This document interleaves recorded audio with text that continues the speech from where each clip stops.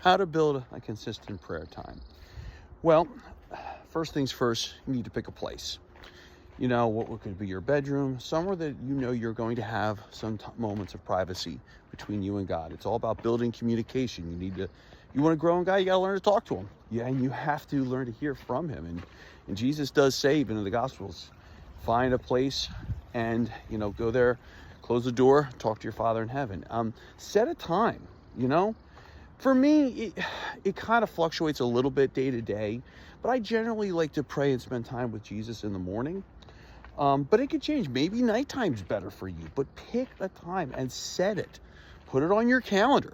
There's another tip. Put it on your calendar, time with God. Now, if you're kind of fresh and new, I would say maybe start with just something like 15 minutes.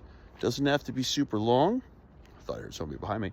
Doesn't have to be super long, but set it on your calendar, time with God, and the location, time, stick to it.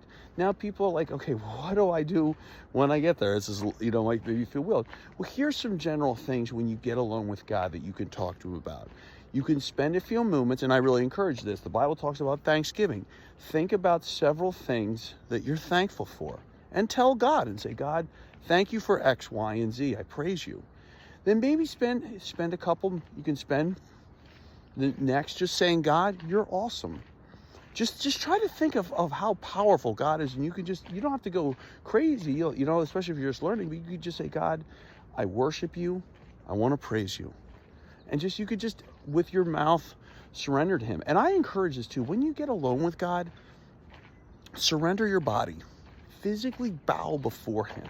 Lift your hands. Maybe that feels weird and uncomfortable, but do that because he is King. He is Lord. He deserves our worship. When we get alone with God, have your Bible there. Pick a spot in the Bible. You can start with the Gospel of John, Book of Romans, great places to start. And read just a chapter or half a chapter, whatever. And sit and contemplate what the Bible is saying and teaching us about God, what God would want us to do, etc. And then spend a few moments in silence. I'm not saying so people are always waiting when they do that for some kind of magical feeling. It's not about feeling. It's just learning to connect with God. Think about God in those few moments. Just say, God, your servant is listening. That is the key prayer. Say, God, your servant is listening. And then, see if God puts anything on your heart, mind, or just think about the Bible passage you read. So it's essential if we're going to grow in God. So I hope these tips help someone out there, and you have a great day.